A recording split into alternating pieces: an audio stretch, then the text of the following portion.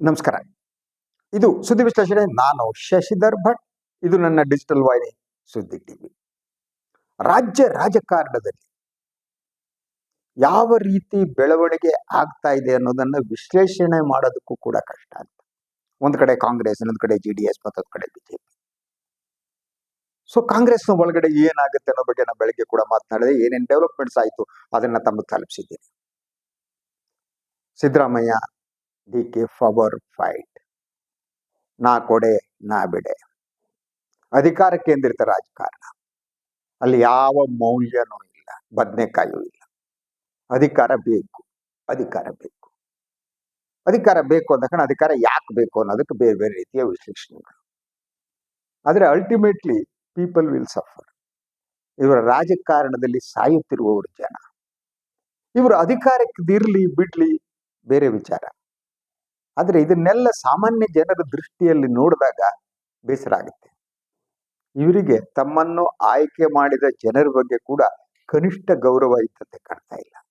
ಅಂತಹ ಗೌರವ ಇದ್ದಿದ್ರೆ ಈ ರೀತಿ ರಸ್ತೆ ಹೋರಾಟ, ಜಗಳ ಮಾಡ್ಕೊಂಡು ಕುತ್ಕೋತಾ ಇರಲಿಲ್ಲ, ಹೊಂದಾಣಿಕೆ ಇರ್ತಿತ್ತು. ರಾಜಕಾರಣ ಅಂದ್ರೆ ಹಾಗೇನೆ. ಅಧಿಕಾರ ಬಯಸುವುದು ತಪ್ಪಲ್ಲ, ಆದರೆ ಅಧಿಕಾರ ಒಂದೇನೆ ಮುಖ್ಯ ಅನ್ನೋದು ತಪ್ಪು. ಆ ಸ್ಥಿತಿಗೆ ತಲುಪಿದೆ. ಈಗ ಏನಾದ್ರೂ ಕೂಡ ಈ ಸರ್ಕಾರ ಮತ್ತೆ ತನ್ನ ಇಮೇಜ್ ಅನ್ನ ಇಂಪ್ರೂವ್ ಮಾಡ್ಕೊಳ್ಳೋದು ಕಷ್ಟ. ದಿನದಿಂದ ದಿನಕ್ಕೆ ಸರ್ಕಾರದ ಇಮೇಜ್ ಹಾಳಾಗ್ತಾ ಇದೆ. ಹಾಗೇನೆ ಪ್ರತಿಪಕ್ಷಗಳು ಕೂಡ ಅದೇ ಸ್ಥಿತಿಯಲ್ಲಿವೆ. JDS ಮತ್ತು ಬಿಜೆಪಿ. JDS ಬಗ್ಗೆ ನಾನು ನಿನ್ನೆ ಮಾತನಾಡಿದೆ. ಕೆಲವರು ಕೋಪಗೊಂಡ್ರು, ಇವನಿಗೆ JDS ಕಂಡ್ರೆ ಆಗಲ್ಲ ಅಂದ್ರು, ಇನ್ನೊಂದಂದ್ರು, ಕಾಮೆಂಟ್ ಮಾಡಿದ್ರು. JDS ಬಗ್ಗೆ ನನಗಿರುವ ಪ್ರೀತಿ, ಜನತಾ ಪರಿವಾರದ ಬಗ್ಗೆ ನನಗಿರುವಂತಹ ಗೌರವ, ರಾಜ್ಯದ ರಾಜಕಾರಣದಲ್ಲಿ ಅವರು ಮಾಡಿದಂತಹ ಬದಲಾವಣೆ, ಪ್ರಥಮ ಬಾರಿಗೆ ಕಾಂಗ್ರೆಸ್ ಸರ್ಕಾರ ಕರ್ನಾಟಕದಲ್ಲಿ ಅಧಿಕಾರ ಕಳೆದುಕೊಳ್ಳುವಂತೆ ಮಾಡಿತ್ತು ಜನತಾ ಪರಿವಾರ. ಅಂತಹ ಜನತಾ ಪರಿವಾರದ ಬಗ್ಗೆ ಪ್ರೀತಿ ಇರುವುದರಿಂದಲೇ ಅವರನ್ನ ಪ್ರಶ್ನಿಸುವ ಹಕ್ಕು ಕೂಡ ನನಗಿದೆ. ದೇವೇಗೌಡರು, ಕುಮಾರಸ್ವಾಮಿ ಅವರನ್ನು ನಾನು ಟೀಕೆ ಮಾಡಿದರೆ ಪ್ರೀತಿಯಿಂದ ಟೀಕೆ ಮಾಡ್ತೀನಿ, ಅವರ ಮೇಲೆ ನಂಬಿಕೆಯಿಂದ ಮಾಡ್ತೀನಿ, ಮತ್ತು ಅವರ ರಾಜಕೀಯ ಲೆಗಸಿ ಏನಿದೆ ಅದ್ರ ಬಗ್ಗೆ ಇಟ್ಕೊಂಡು ಮಾತಾಡ್ತೀನಿ. ದೇವೇಗೌಡರಿಗೆ ನೀರಾವರಿ ಬಗ್ಗೆ ಅವರಿಗಿರುವ ಜ್ಞಾನ ಇನ್ನೊಬ್ಬರಿಗಿಲ್ಲ ಅನ್ನೋದನ್ನ 1000 ಬಾರಿ ಹೇಳಿದ್ದೀನಿ. ರೈತರ ಬರಿಗೆ ಅವರಿಗೆ ಬದ್ಧತೆಗೆ ಸೆಲ್ಯೂಟ್ ಹೊಡೆದಿದ್ದೀನಿ. That is a situation. ಇರುವೆ ನಾನು ಈಗ ಮಾತನಾಡ್ತಾ ಇರುವುದು ಬಿಜೆಪಿ ಒಳಗಿನ ಒಂದು ಬೆಳವಣಿಗೆ ಬಗ್ಗೆ. ಹಾಗೆ ನೋಡಿದ್ರೆ 3 ರಾಜಕೀಯ ಪಕ್ಷಗಳಲ್ಲೂ ಒಂದೆಲ್ಲ ಒಂದು ಬೆಳವಣಿಗೆ ಆಗ್ತಾ ಇದೆ.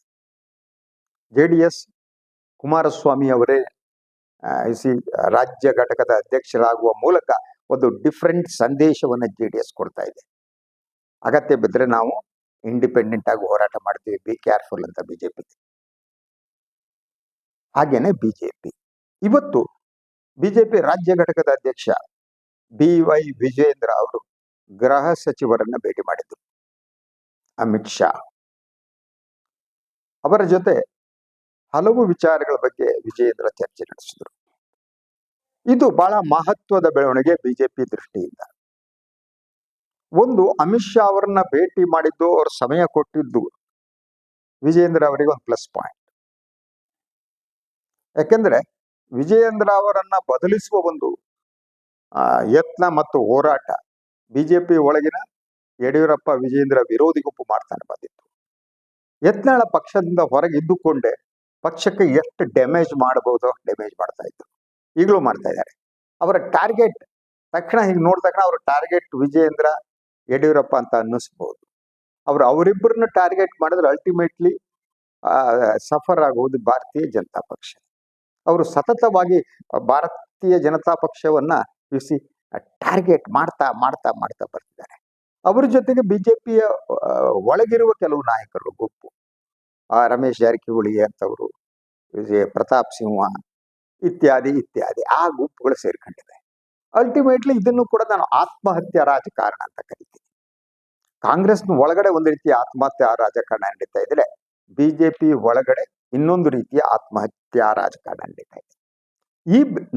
ಈ ಬೆಳವಣಿಗೆಯ ನಡುವೆ ವಿಜಯೇಂದ್ರ ಭೇಟಿ ಮಾಡಿದ್ದಾರೆ. ಏನಿದ್ರೆ ಟೇಕ್ ಅವೇಸ್ ಅಂತ. ಸೊ ಇದು ಭೇಟಿ ದೆಹಲಿಯ ಅವಕಾಶ ಸಿಕ್ಕ ಕಡೆ ವಿಜೇಂದ್ರ ಅವರ ದಾಟಿ ಬೇರೆ ಆಗಿತ್ತು, ಮಾತನಾಡೋದು ಕಾನ್ಫಿಡೆನ್ಸ್ ಅಂತ. ಬಿಜೆಪಿಯಲ್ಲಿ ಹಾಗೇನೆ ನೀವು ಅಮಿತ್ ಶಾ ಮೋದಿಯವ್ರನ್ನ ನೋಡಕ್ಕಾಗಲ್ಲ, ಮೋದಿಯವ್ರ ಜೊತೆ ಮಾತನಾಡಕ್ಕೂ ಆಗಲ್ಲ ಅಲ್ವಾ. ಅದೊಂಥರ ಈ ಬಟ್ಟಂಗಿ ರಾಜಕಾರಣದ ಗುಣಲಕ್ಷಣಗಳಾಗಿ ಇರ್ತವೆ. ದೊಡ್ಡ ನಾಯಕರಿದ್ದರು ಉಸಿರು ಬಿಡಬಾರ್ದು, ಉಸಿರು ಬಿಟ್ರೆ ಪಡ್ಚ ಗಾನ್ ಕೇಸ್, ಅದರಿಂದ ಅವ್ರ ಹತ್ರ ಆಗಲ್ಲ. ಆದ್ರೆ ಇಡೀ ಬಿಜೆಪಿಯನ್ನ ನಿರ್ವಹಿಸ್ತಾ ಇರುವವರು, ಹ್ಯಾಂಡಲ್ ಮಾಡ್ತಿರೋರು ಅಮಿತ್ ಶಾ. ಅವರದ್ದೇ ಪ್ಲಾನಿಂಗ್ಗಳು, ಅವರದೇ ಕಾರ್ಯತಂತ್ರ. ಸೊ ಅದಕ್ಕೆ ಕೆಲವರು ಚಾಣಕ್ಯ ಅಂತಾರೆ, ಇನ್ನೊಬ್ರು ಇನ್ನೊಂದೇನೋ ಅಂತಾರೆ. ಅದು ಯಾವ್ದು ಚಾಣಕ್ಯತನವನೋ ಯಾವ್ದೋ ಗೊತ್ತಿಲ್ಲ. ಎನಿವೆ ದಟ್ ಅದು ಅವರ ರಾಜಕಾರಣ ಅಮಿತ್ ಶಾ ಅವರು. ಅಮಿತ್ ಶಾ ನಿಯಂತ್ರಣದಲ್ಲೇ ಇದೆ ಬಿಜೆಪಿ. ಅದರಿಂದ ಸೊ ಅವರನ್ನ ಭೇಟಿ ಮಾಡುವುದು ಮುಖ್ಯ. ಅಂದ್ರೆ ಆ ಭೇಟಿ ಮಾಡುವ ಮೂಲಕ ಯಾವ ಸಂದೇಶವನ್ನ ಅಮಿತ್ ಶಾ ಕೊಟ್ಟಿದ್ದಾರೆ ಅನ್ನೋದು ಅದು ಇಂಪಾರ್ಟೆಂಟ್. ಯಾವ ವಿಚಾರದ ಬಗ್ಗೆ ಚರ್ಚೆ ನಡೆಸಿದ್ದಾರೆ ಅನ್ನೋದು ಒಂದು. ಆದ್ರೆ ಈಗ ನಾನು ಹೇಳ್ತಾ ಇರೋದು ಏನು, ಯಾಕೆಂದ್ರೆ ಬಿಜೆಪಿ ರಾಷ್ಟ್ರೀಯ ಅಧ್ಯಕ್ಷರ ಒಂದು ಚುನಾವಣೆ ನಡೀಬೇಕಾಗಿದೆ.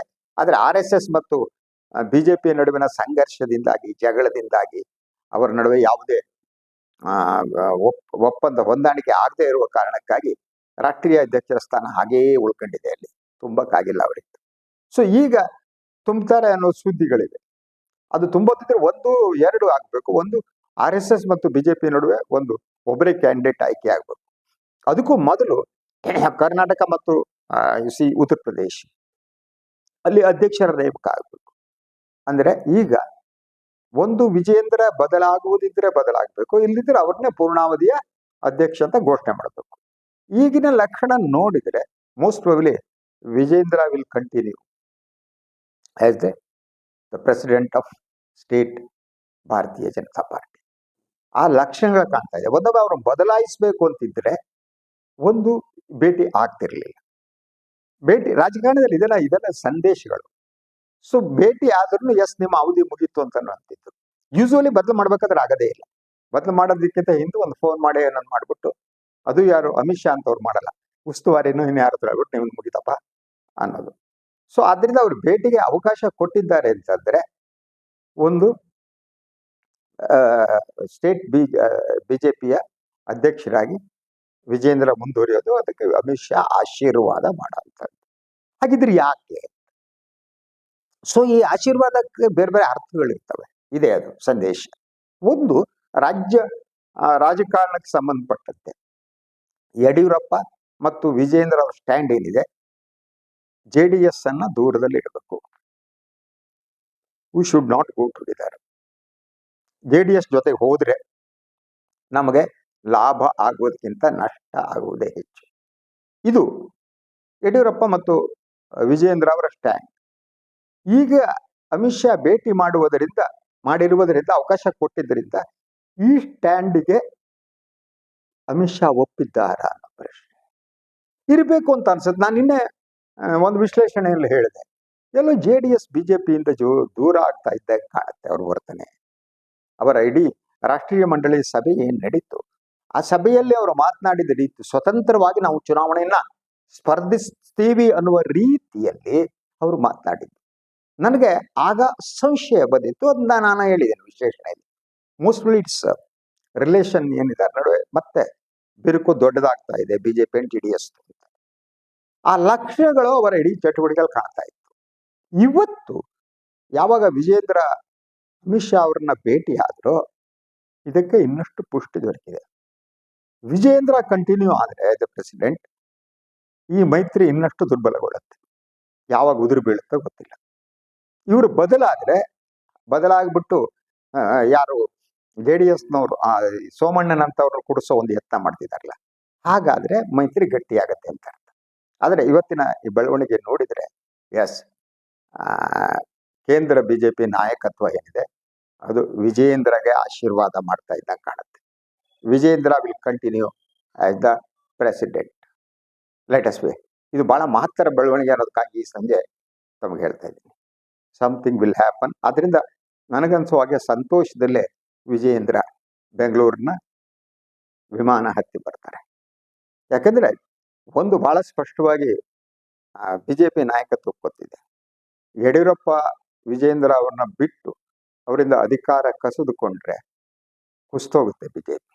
ಯತ್ನಾಳ್ ಅಂತವರು ಏನಿದ್ದಾರೆ, ಅವರ ರಾಜಕೀಯ, ಅವರ ಕೂಗಾಟಗಳು, ಅವರ ಅರಚಾಟಗಳು, ಅವರ ಮಿತಿ ಇಲ್ಲದ ಕೋಮುವಾದಿ ರಾಜಕಾರಣ, ಅವರಿಗೆ ಕೋಮುವಾದಿ ರಾಜಕಾರಣ ಮಿತಿನೇ ಇಲ್ಲ ಅವರಿಗೆ. ಆದಷ್ಟು ಮುಸ್ಲಿಂ ವಿರೋಧವನ್ನ ಬೆಂಕಿ ಇಡೋ ರಾಜಕಾರಣವನ್ನು ಮಾಡ್ತಾ ಬರ್ತಾ ಇರೋದು. ಅದು ಕರ್ನಾಟಕದಲ್ಲಿ ವರ್ಕೌಟ್ ಆಗಲಾರದು ಅನ್ನುವ ತೀರ್ಮಾನಕ್ಕೂ ಕೂಡ ಬಿಜೆಪಿ ವರಿಷ್ಠರು ಬಂದಿರ್ಬೋದು. ಕರ್ನಾಟಕನೇ ಬೇರೆ, ಉತ್ತರ ಭಾರತನೇ ಬೇರೆ. UP ಗೀಪಿ ಅಲ್ಲೆಲ್ಲ ಇಂಥ ಬೆಂಕಿ ಹೆಚ್ಚುವ ಕೋಮುವಾದಿ ರಾಜಕಾರಣ ನಡೆಯುತ್ತೆ. ಕರ್ನಾಟಕದಲ್ಲಿ ಲಿಮಿಟೇಷನ್ ಇದೆ, 1-2 ಜಿಲ್ಲೆಯಲ್ಲಿ ನಡೀಬಹುದು ಅಷ್ಟೇ. ಜಾಸ್ತಿ ಬೆಂಕಿ ಹೆಚ್ಚಿದ್ರೆ, ಗಲಾಟೆ ಮಾಡಿದ್ರೆ, ಇನ್ನೊಂದು ಮಾಡಿದ್ರೆ, ಮುಸ್ಲಿಮರು ಬೈದ್ರೆ ಅವ್ರನ್ನ ಹಿಡಿದ್ರೆ, ಸೌತ್ ಕೆನರಾ ಚೂರು ನಾರ್ತ್ ಕೆನರಾ ಅಲ್ಲಿ ಇಲ್ಲಿ ಎಫೆಕ್ಟ್ ಆಗುತ್ತೆ. ಓವರಾಲ್ ಕರ್ನಾಟಕದ ಇಡೀ ರಾಜಕಾರಣದ ಸೆಂಟರ್ ಪಾಯಿಂಟ್ ಏನಂತೀವಿ ಅದೇ ಬೇರೆ. ಆ ಕಾರಣಕ್ಕೆ ಅವರಿಗೆ ಯಡಿಯೂರಪ್ಪ ಮತ್ತು ವಿಜಯೇಂದ್ರ ಹೆಚ್ಚು ಎಕ್ಸೆಪ್ಟೇಬಲ್ ಅಂತ.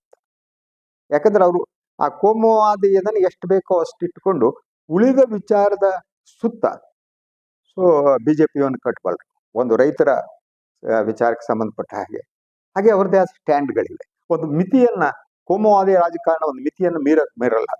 ಅದು ಕರ್ನಾಟಕ ಜನರಿಗೆ ಇಷ್ಟ ಆಗ್ಬೋದು. ಯಾಕಂದ್ರೆ ಬಿಜೆಪಿ, ನಾನು ಬಹಳ ಸಂದರ್ಭ ಹೇಳ್ತೀನಿ, ಈ ಬಿಜೆಪಿಯ ಸ್ಟ್ರೆಂತ್ ಏನಿದೆ ಅದು ಲಿಂಗಾಯತರಿಂದ ಬಂದಿದೆ, ವೀರಶೈವ ಲಿಂಗಾಯತರಿಂದ. ಸೊ ಲಿಂಗಾಯತರಿಗೆ ಏನೇ ಅನ್ನೇ ಅವ್ರ ಮೇಲೆ ಇರುವ ಪ್ರಭಾವ ಬಸವಣ್ಣ. ಆ ಬಸವಣ್ಣ ಪ್ರಭಾವವನ್ನು ಸಂಪೂರ್ಣ ನಿರ್ಮಾಣ ಮಾಡೋಕ್ಕಾಗಲ್ಲ. ಬಸವಣ್ಣ ಎಲ್ಲಿವರೆಗೆ ಲಿಂಗಾಯತರ ಮೇಲೆ ಪ್ರಭಾವ, ಅವರ ಆ ವಿಚಾರಧಾರೆಯನ್ನು ಲಿಂಗಾಯತರು ಒಪ್ಕೊಂಡಿರ್ತಾರೆ, ಅವ್ರನ್ನ ಮಿತಿ ಮೀರಿ ನೀವು ಕಮ್ಯುನಲೈಸ್ ಮಾಡೋಕ್ಕಾಗಲ್ಲ. ಅವರ ಅಪಾಯಕಾರಿ ಕೋಮುವಾದಿಗಳಾಗಲ್ಲ, ಒಂದು ಹಂತದವರೆಗೆ ಬಳಸ್ಕೋಬಹುದು. ಸೊ ಅದರಿಂದ ಬಿಜೆಪಿಯಲ್ಲಿ ಲಿಂಗಾಯತರು ಇರುವುದರಿಂದ ಅವರಲ್ಲಿ ಬಸವ ಪ್ರಜ್ಞೆ ಅನ್ನೋದೇನಿದೆಯಲ್ಲ ಅದು ಗಟ್ಟಿಯಾಗಿರುವುದರಿಂದ ಅವರನ್ನ ಸಂಪೂರ್ಣವಾಗಿ ಕೋಮುವಾದಿ ಮಾಡೋಕ್ಕಾಗಲ್ಲ. ಅದಕ್ಕೊಂದು ಬ್ಯಾಲೆನ್ಸಿಂಗ್ ಆಕ್ಟ್ ಬೇಕಾಗುತ್ತೆ ಅಂತ. ಆ ಬ್ಯಾಲೆನ್ಸಿಂಗ್ ಆಕ್ಟ್ ಅನ್ನ ಯಡಿಯೂರಪ್ಪ ಮತ್ತು ವಿಜಯೇಂದ್ರ ಮಾಡಕ್ ಸಾಧ್ಯ. ಆ ಅರಿವು ಪಕ್ಷದ ವರಿಷ್ಠರಿಗಾದಂತೆ ಕಾಣುತ್ತೆ. ಆದ್ರಿಂದ ಪಕ್ಷದ ಅಮಿತ್ ಶಾ ಅವರಿಂದ ಬಹುಮಟ್ಟಿಗೆ ಅಭಯ ಹಸ್ತವನ್ನ, ಆಶೀರ್ವಾದನ ಪಡೆದುಕೊಂಡು ವಿಜಯೇಂದ್ರ ರಿಟರ್ನ್ ಬಂದಿರಬೇಕು. Let us wait and see. ಇದು ಇವತ್ತಿನ ವಿಶೇಷ. ಇನ್ನೊಂದು ವಿಚಾರದಾಗ ಮತ್ತೆ ತಮ್ಮ ಜೊತೆ ಮಾತನಾಡ್ತೀನಿ. ಅಲ್ಲಿವರೆಗೆ ನನ್ನ ವಾಹಿನಿ ಲೈಕ್ ಮಾಡಿ, ಸಬ್ಸ್ಕ್ರೈಬ್ ಮಾಡಿ, ಬೆಲ್ ಐಕಾನ್ ಪ್ರೆಸ್ ಮಾಡೋದಕ್ಕೆ ಮರಿಬೇಡಿ. ಹಾಗೆಯೇ ಸಾಧ್ಯ ಆದರೆ ಸಹಾಯ ಮಾಡಿ ಸ್ವತಂತ್ರ ಪತ್ರಿಕೋದ್ಯಮವನ್ನು ಉಳಿಸಿ ನನ್ನನ್ನು ಆಶೀರ್ವದಿಸಿ. ನಮಸ್ಕಾರ.